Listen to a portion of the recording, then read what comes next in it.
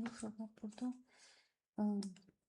deməli alqoritm fraqmentinin icrası nəticəsində B dəyişənin qiymətini təyin edin. Burada A-ya 1 verilib, B-yə 101 verilib. Deməli A-nın 1 qiymətindən düşəcək 4. Yoxlayacaq kiçikdir 101-dən. Sonra gəlib burada 2-yə vurulacaq. 2 kiçikdir 101-dən. Sonra yenə gəlib 2-yə vurulacaq. 4 kiçikdir 101-dən. Yenə 2-yə 8 kiçikdir 101-dən. Bu 2-nin nə idi? Qüvvətləridir də. Onda gəlin bunu biz yazaq ki 2 üstü x.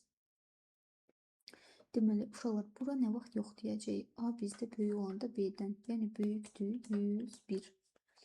Onda x neçə olar?